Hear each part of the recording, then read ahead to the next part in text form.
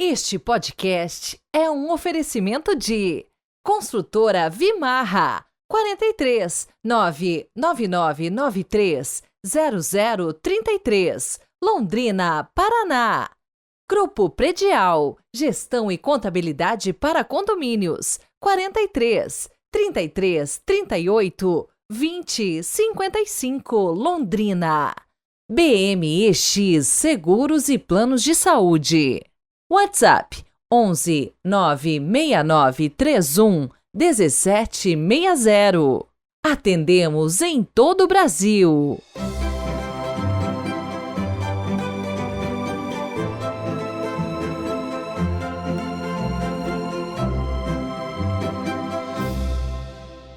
Segunda-feira, 15 de abril de 2024. Sejam muito bem-vindos ao nosso Evangelho do dia de hoje. E mais uma semana, é claro, sempre na graça de Deus.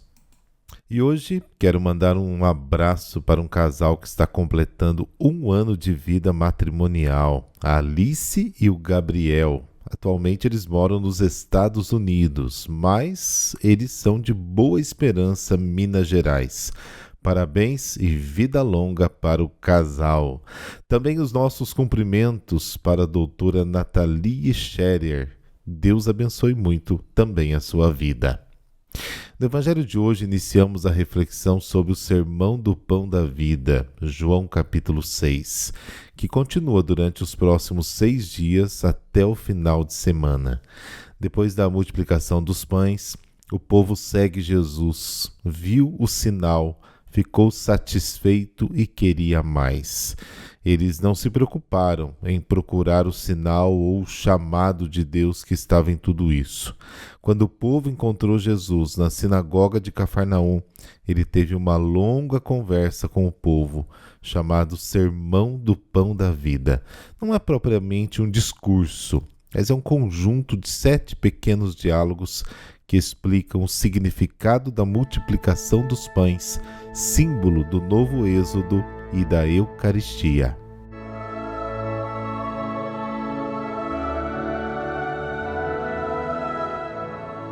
Pelo sinal da Santa Cruz, livrai-nos Deus, nosso Senhor, dos nossos inimigos. Ó Deus, vós que mostrais aos que erram a luz da verdade, para que possam voltar ao bom caminho, concedei a todos os que se gloriam da vocação cristã, rejeitem o que se opõe a este nome e abracem quanto possam honrá-lo. Amém.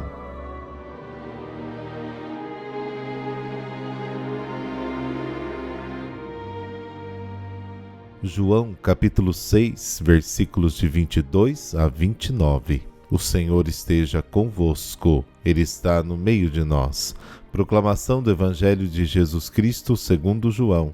Glória a vós, Senhor. Depois que Jesus saciara os 5.000 homens, seus discípulos o viram andando sobre o mar. No dia seguinte, a multidão que tinha ficado do outro lado do mar constatou que havia só uma barca e que Jesus não tinha subido para ela com os discípulos, mas que eles tinham partido sozinhos. Entretanto, tinham chegado outras barcas de Tiberíades, perto do lugar onde tinham comido pão, depois do Senhor ter dado graças. Quando a multidão viu que Jesus não estava ali, nem os seus discípulos, subiram às barcas e foram à procura de Jesus em Cafarnaum. Quando o encontraram no outro lado do mar, perguntaram-lhe: Rabi, quando chegaste aqui? Jesus respondeu: em verdade eu vos digo, estais me procurando não porque vistes sinais, mas porque comestes pão e ficastes satisfeitos. Esforçai-vos não pelo alimento que se perde, mas pelo alimento que permanece até a vida eterna, e que o Filho do Homem vos dará, pois este é quem o Pai marcou com o seu selo. Então perguntaram: que devemos fazer para realizar as obras de Deus? Jesus respondeu: a obra de Deus é que acrediteis naquele que ele enviou. Palavra da salvação, glória a vós, Senhor.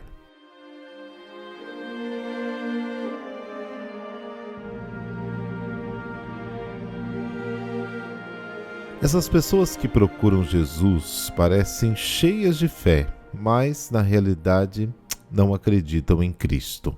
A fé deles é, na verdade, curiosidade e simpatia superficial, como surgirá mais tarde na história. Jesus denuncia a verdadeira razão do interesse deles pela sua pessoa e os convida a uma busca menos egoísta e mais espiritual. Ele os censura pela sua superficialidade. Na multiplicação dos pães, não reconheceram Jesus como Deus. Cristo culpa a sua busca frenética pelo alimento que perece, ou seja, pelo pão que nutre o corpo, e os exorta a procurar o alimento que dura para a vida eterna. Este alimento deve ser algo como água viva jorrado para a vida eterna, João capítulo 4. Trata-se, portanto, da revelação do Verbo encarnado, assimilado a uma vida de fé muito profunda que conduz à vida eterna. Na primeira fase do discurso, o alimento que Jesus dará permanece misterioso. No capítulo 6, versículo 51, o evangelista especificará que se trata da pessoa do Filho de Deus, sacrificado pela humanidade com paixão e morte e dado como alimento. A ação do Pai, que coloca o seu selo indelével no Filho, é a consagração solene do homem Cristo Jesus desde o primeiro momento da sua encarnação e no seu batismo no Jordão. O que devemos fazer para realizar as obras de Deus? Esta questão aparece claramente a mentalidade judaica ligada ao valor das obras. Jesus se opõe a esta mentalidade e apresenta apenas uma obra como necessária para a posse do reino de Deus, a fé na sua pessoa. Esta passagem do Evangelho de hoje parece ecoar a polêmica de Paulo contra as obras da lei em favor da fé. Pelas obras da lei, nenhum homem pode ser justificado diante de Deus. Romanos capítulo 3. Na verdade, não se justifica pelas obras, mas pela fé, independentemente das obras. Romanos capítulo 3, versículo 27, Gálatas capítulo 2, versículo 16. O objetivo desta fé é aquele que Deus enviou, Jesus. A única obra que o homem deve fazer é acreditar naquele enviado de Deus. A fé de que fala o Evangelho é um dom de Deus. No entanto, o homem tem a sua responsabilidade, porque ele também pode recusar este presente. Portanto, a fé também é obra do homem.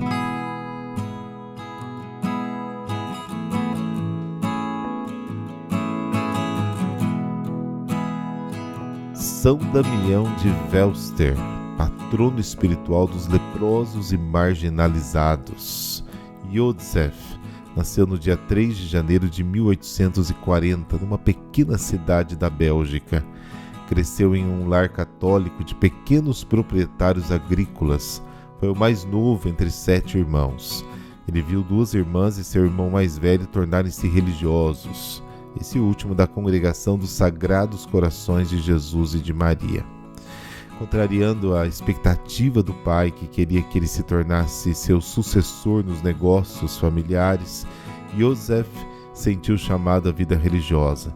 Sonhava ser missionário em terras longínquas, como São Francisco Xavier, por quem nutria grande devoção.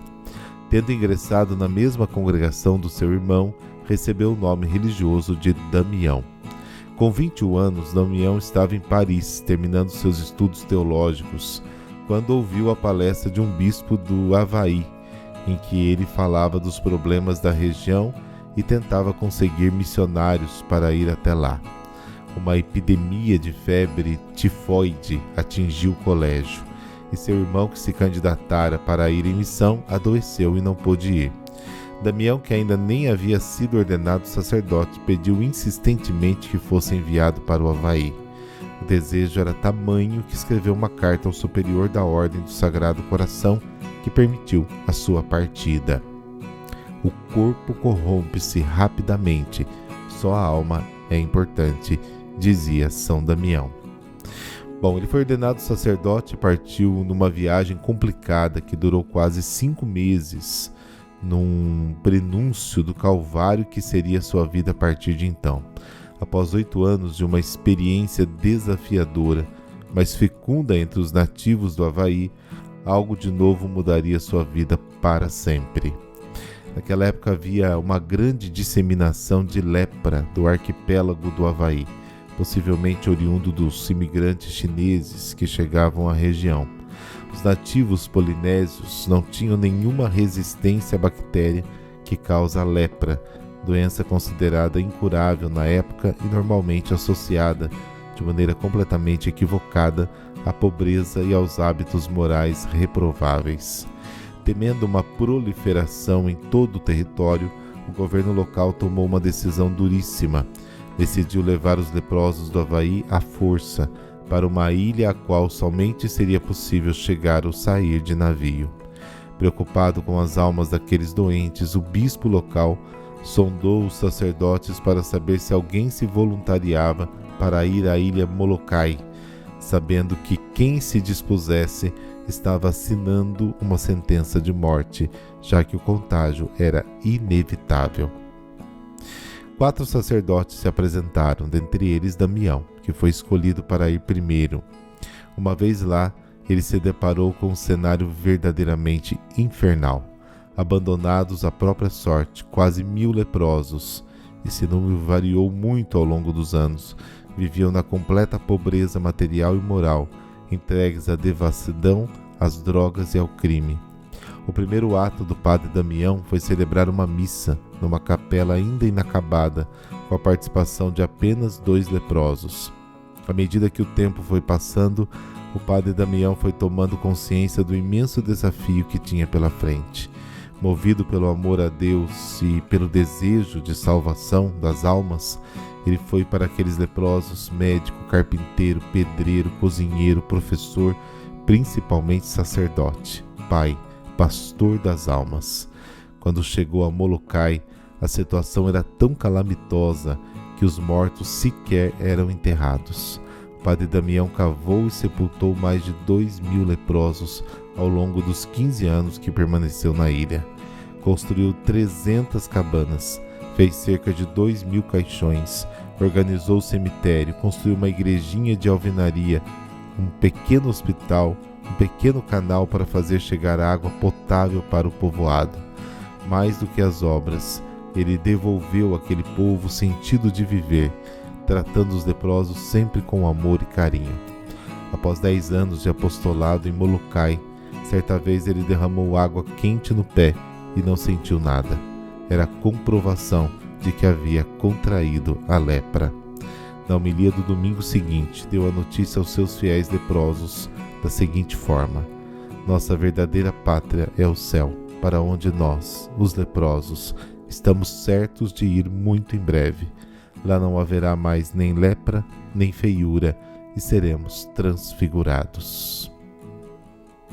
São Damião é uma clareira no coração da história e nos ensina que nenhum sacrifício é grande demais se feito por amor a Jesus Cristo. Seu exemplo comoveu o mundo, a ponto de membros de diversas religiões admirarem sua determinação e seu amor pelos leprosos. Na homilia da sua canonização, no dia 11 de outubro de 2009, o Papa Bento XVI disse que São Damião é o servidor da palavra que se tornou assim um servo sofredor, leproso com os leprosos. Nos convida a abrir os olhos sobre as lepras que desfiguram a humanidade dos nossos irmãos e interpelam ainda hoje, mais do que a nossa generosidade, a caridade da nossa presença servidora. São Damião, seu exemplo me ensina que é possível sair de mim mesmo e ir ao encontro dos leprosos do nosso tempo, dos marginalizados, daqueles com quem ninguém se importa. Inspirai-me a doar a minha vida, a ser tudo para todos por amor a Jesus Cristo. Ajudai-me a perseverar no serviço e na oração. Rogai por mim, para que eu tenha tal amor a Cristo que me desapegue inclusive da minha própria vida. Ajudai-me a perceber que não há sacrifício grande demais se eu o fizer por amor a nosso Senhor. Ajudai-me a nunca parar nas aparências, nunca nutrir preconceitos com quem quer que seja, mas ser sempre o rosto e as mãos amorosas de Cristo para todos aqueles que precisam ser amados e cuidados neste mundo. Amém. Abençoe-vos o Deus Todo-Poderoso, Pai, Filho, Espírito Santo. Amém. Boa semana para você e amanhã a gente se encontra por aqui. Até lá.